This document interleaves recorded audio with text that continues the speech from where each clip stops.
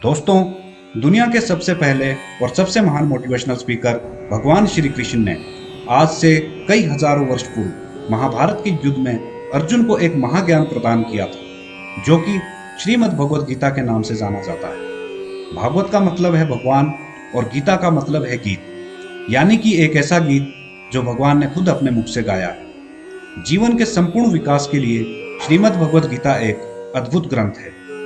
विश्व की बहुत सारी अलग अलग भाषाओं में गीता का अनुवाद हो चुका है और आगे भी होता रहेगा। हर भाषा में कई चिंतकों और बड़े बड़े विद्वानों ने इस पर गंभीर चिंतन किया है, क्योंकि इस ग्रंथ में सब देशों, जातियों और धर्मों के तमाम मनुष्यों के कल्याण की रहस्यमयी सामग्रियां भरी हुई। इसलिए हम सबको गीता ज्ञान और इसके रहस्य को अवश्य जानना चाहिए।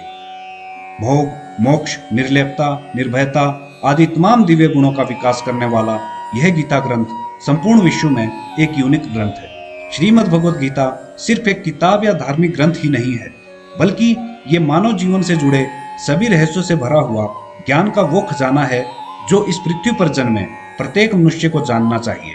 यह हमें सिखाता है कि जिंदगी जीने का सही तरीका क्या है, इस दुनिया में सपने कैसे पूरे किए जाते हैं, पॉजिटिव एनर्जी कहाँ से लाते हैं, किसी भी बिजनेस को सक्सेसफुल कैसे बनाते हैं, मेहनत कैसे की जाती है, हम कौन और क्या है, यह लाइफ जो हम जी रहे हैं क्या यह रियल है या एक इल्यूजन या एक सपना है, डिप्रेशन से बाहर कैसे निकलते हैं, इमोशनली स्टेबल कैसे होते हैं, प्रॉब्लम कितनी भी बड़ी हो उसका सॉल्यूशन कैसे निकालते हैं। आज मैं इस वीडियो के माध्यम से श्रीमद् भगवद गीता का जो रहस्य बताने जा रहा हूँ, अगर आप लोगों ने ये रहस्य अच्छे से समझ लिया तो मैं ये दावे से कह सकता हूँ कि आपको आज के बाद किसी और मोटिवेशनल वीडियो या किसी अन्य ज्ञान की जरूरत नहीं पड़ेगी, और ना ही आपका कोई ऐसा सपना होगा जिसे आप पूरा ना कर सको। लेकिन यह पॉसिबल तब होगा जब आप शांति से बैठकर अपनी आंखें बंद करके इस वीडियो में बताई गई श्रीमद् भगवद गीता की पूरी बातों को अपने थॉट में बिठा लेंगे। दोस्तों, जिस प्रकार एक मनुष्य अपनी लाइफ की प्रॉब्लम से उलझकर अपने कर्तव्य से विमुख हो जाता है और अपने जीवन की समस्याओं से लड़ने की बजाय उससे दूर भागने की कोशिश करता है, उसी प्रकार महाभारत युद्ध के महानायक अर्जुन भी अपने सामने आने वाली समस्याओं से भयभीत होकर जीवन और क्षत्रिय धर्म से निराश हो गए थे। तब अर्जुन को उनके कर्तव्य से विमुख होता देख भगवान श्री कृष्ण के मुख से जन कल्याण हेतु श्रीमद् भगवद गीता का जन्म हुआ, और इसी श्रीमद् भगवद गीता ज्ञान ने ही एक हारे हुए और धनुष नीचे गिरा देने वाले अर्जुन को महाभारत के भयंकर युद्ध का सर्वश्रेष्ठ योद्धा और विजेता बना दिया। अर्जुन की तरह हम भी कभी कभी अपनी लाइफ की प्रॉब्लम से डरकर विचलित हो जाते हैं, यानी कि डिस्ट्रैक्ट हो जाते हैं और समस्याओं से लड़ने की बजाय उनसे बचने की कोशिश करने लगते हैं। इसीलिए इस गीता के ज्ञान के रहस्यों को जानकर आप भी अर्जुन की तरह अपने जीवन की जंग के सभी लक्ष्यों पर विजय प्राप्त कर सकते हैं। वैसे तो भगवत गीता के बारे में जितना कहा जाए और जितना इसको समझोगे उतना ही कम है, फिर भी मैंने गीता के पूरे 18 अध्यायों को उनको आज की जनरेशन के हिसाब से, स्टूडेंट के हिसाब से, बिजनेसमैन के हिसाब से, अपनी लाइफ में, अपनी रिलेशनशिप में, अपनी प्रॉब्लम में और अपने करियर में हम कैसे यूज करते हैं वह सब बताया है। श्री कृष्ण ने जिस महारहस्य को श्रीमद् भगवद गीता के रूप में जन कल्याण के हित के लिए प्रस्तुत किया है, उसी महाज्ञान को मैं गीता के 18 अध्यायों के रूप में इस वीडियो के माध्यम से आप लोगों तक पहुंचाने का प्रयास कर रहा हूं। ओम नमः भगवते वासुदेवाय नमः। पहला अध्याय, अर्जुन विषाद योग। भगवान श्री कृष्ण ने अर्जुन को कारण बनाकर समस्त विश्व को गीता के रूप में जो महान उपदेश दिया है, इस चैप्टर में उसकी पूरी इंट्रोडक्शन दी गई है। इस अध्याय में दोनों पक्षों के प्रमुख योद्धाओं के नाम गिनाने के बाद मुख्य रूप से अर्जुन को कुटुंब नाश की आशंका से उत्पन्न हुए मोह जनित विषाद का वर्णन किया गया। इसमें बताया गया है कि किस तरह से हमारा ही मोह, लगाव यानी कि अटैचमेंट हमारे लक्ष्य, डेवलपमेंट और हमारे गोल्स के मार्ग में बाधाएं उत्पन्न करता है। हमारे ही मन के विचार किस तरह से वास्तविकता को जन्म देते हैं, ये सब हम इसी चैप्टर में सीखेंगे।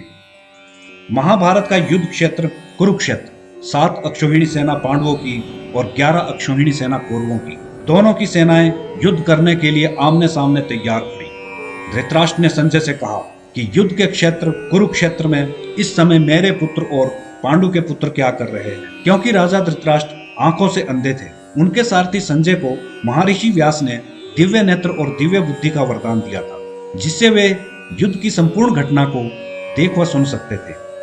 इसलिए संजय हस्तिनापुर में ही राजा धृतराष्ट्र को युद्ध की सारी घटनाएं सुना रहे थे। संजय ने कहा, हे राजन, पांडव की व्यूह रचना देखकर दुर्योधन आचार्य द्रोण के समीप जाकर कहने लगे, हे आचार्य, आपके बुद्धिमान शिष्य द्रुपद पुत्र धृष्टद्युम्न के द्वारा व्यूहाकार खड़ी की हुई पांडु पुत्रों की इस बड़ी भारी सेना को देखिए।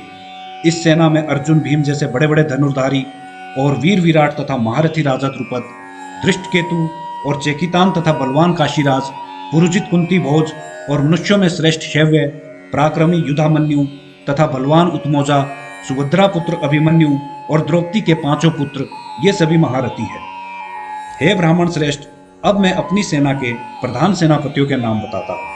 आप द्रोणाचार्य, भीष्म पितामह, कर्ण और युद्ध विजय कृपाचार्य, अश्वत्थामा, विकर्ण और सोमदत्त का पुत्र भूरिश्रवा और बहुत से शूरवीर जो मेरे लिए अपने प्राण तक देने को तैयार है। ये सब लोग शस्त्र चलाने में अति निपुण है। भीष्म पितामह द्वारा रक्षित हमारी सेना सब प्रकार से अजय है और दूसरी तरफ भीम द्वारा रक्षित पांडवों की सेना, जिनके पास बहुत कम बल है, इन्हें हम आसानी से जीत सकते हैं। अब आप सब अपने अपने मोर्चों पर सावधान रहकर सेनापति की रक्षा कीजिए। तब भीष्म पितामह ने दुर्योधन को प्रसन्न करते हुए और ऊंचे स्वर में गरजते हुए शंख को बजाया। फिर वहां चारों ओर शंख, नगाड़े, ढोल, मृदंग और नरसिंगे आदि बाजे बजने लगे, जिनका बड़ा भयंकर शोर हुआ। जिनके अनंतर श्री कृष्ण और अर्जुन ने भी अपने दिव्य शंखों को बजाया। श्री कृष्ण ने 5 जन्य, अर्जुन ने देवदत्त और भीम ने पौंड्रक नामक बड़े शंख को बजाया। राजा युधिष्ठिर ने अनंत विजय, नुकुल ने सुघोष और सहदेव ने मणिपुष्पक शंख को बजाया। और धनुर्धर काशीराज, शिखंडी, धृष्टद्युम्न, सात्यकी, राजा द्रुपद, अभिमन्यु और द्रौपदी के 5 पुत्रों, इन सब ने अपने अपने शंखों को बजाया। उन शंखों के भारी शब्द से आकाश और पृथ्वी गूंज उठे, जिससे कौरव के हृदय कांप उठे। फिर संजय ने कहा, हे राजन, इस दौरान अर्जुन अपने सारथी श्री कृष्ण को कह रहे हैं कि मेरा रथ ले जाकर दोनों सेनाओं के बीच में खड़ा कर दीजिए। मैं देखना चाहता हूं कि कौरवों की सेना में मुझे किन किन से युद्ध करना चाहिए। अर्जुन की यह बात सुनकर श्री कृष्ण अर्जुन के रथ को दोनों सेनाओं के बीच में ले जाते हैं और गुरु द्रोण तथा भीष्म पितामह आदि वीरों के सामने रथ को खड़ा करके अर्जुन से कहते हैं कि हे वीर, युद्ध के लिए तैयार इन कौरवों को देख लो। तब अर्जुन वहां अपने गुरु, दादा, मामा, भाई, मित्र, पुत्र, पौत्र, ससुर और अपने स्वजनों को शस्त्रों के साथ खड़ा देखते हैं। दोनों सेनाओं में अपने ही सभी रिश्तेदारों और बांधवों को देखकर अर्जुन ने श्री कृष्ण से ये वचन कहे, हे श्री कृष्ण, युद्ध की इच्छा से आए इन सभी बांधवों को देखकर मेरे अंग ढीले होते जाते हैं, मुख सूखा जा रहा है और मेरा शरीर बेकल पड़ रहा है, गांडीव हाथ से गिर रहा है। हे केशव, मुझ में यहाँ खड़ा रहने का सामर्थ्य नहीं है। सभी लक्षण में उल्टे देख रहा हूँ। इस युद्ध में सभी मेरे अपने हैं और अपनों को मारकर मुझे ऐसा राज्य सुख नहीं चाहिए, क्योंकि जिन अपनों के लिए राज्य सुख की इच्छा की जाती है, वे सभी तो इस युद्ध में अपने प्राण और धन की इच्छा को छोड़कर मरने को तैयार है। हे श्री कृष्ण, युद्ध के लिए यहाँ आए मेरे सभी सगे संबंधी अगर मुझे मार भी दें तो भी मैं इन्हें मारने की इच्छा नहीं करूंगा।